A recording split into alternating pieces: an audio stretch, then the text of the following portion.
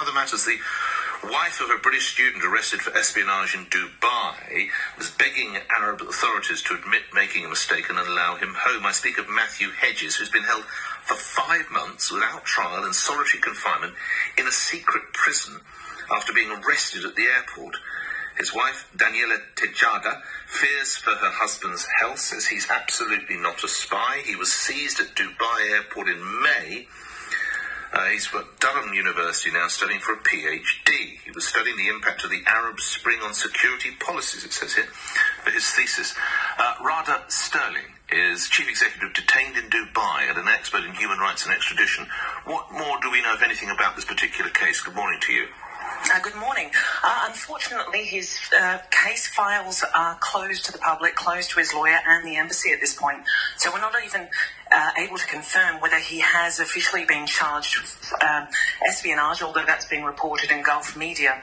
There's a possibility that he might also be charged under their cybercrime laws, which forbid the publication of any information that could be considered defamatory to the UAE. What do you understand he was seeking to do? Sorry, he went to Dubai initially, did he? Is that what was his path of arrival? Yes, I believe that he arrived in Dubai. He was there on a 2-week research holiday for his PhD. He's previously written publications involving the Muslim Brotherhood and how they've infiltrated into the Gulf region and how they're viewed generally, and also how far they've infiltrated into the UAE. Now, the UAE considers the Muslim Brotherhood to be a terrorist organisation, and therefore his writing on that topic may be the issue. We're speculating here again, but it seems that any academic who's written or journalist or human rights lawyer who's previously published information that could be considered sensitive, even if that information is already out there in the public domain, they're certainly at risk of enforced disappearance, of detention without evidence, without trial. They clearly don't have the habeas corpus strictures that we enjoy in the West, then. Is that right? No, certainly not. And I note some comments from the British government that there's no way for politicians and rulers to intervene in a judicial system. And that may be the case in the UK, but it's certainly not the case in the UAE. We see their own laws, their own constitution, completely misapplied, not followed by the courts, the highest courts, and certainly the government officials.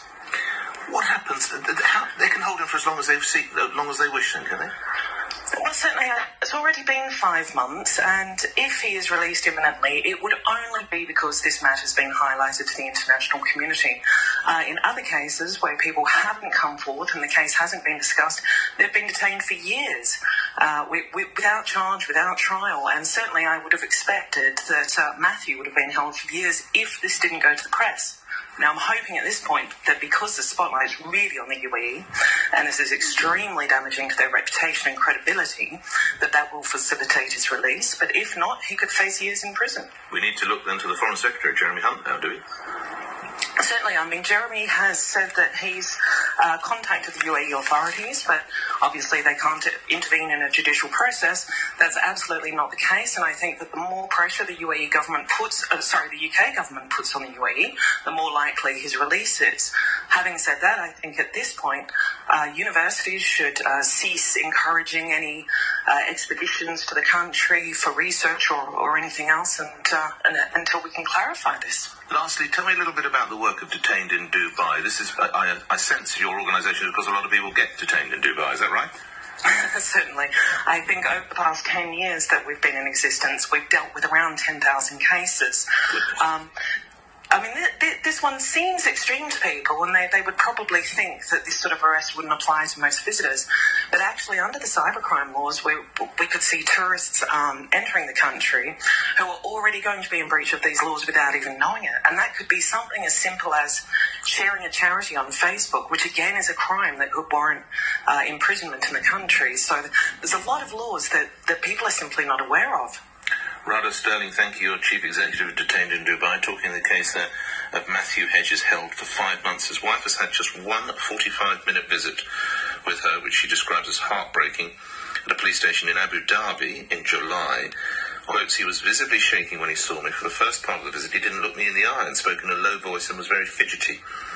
That's not typical of him. He's a self-confident, bubbly person. I wonder how bubbly he can be after 5 months in a Dubai jail. Not particularly, I would imagine.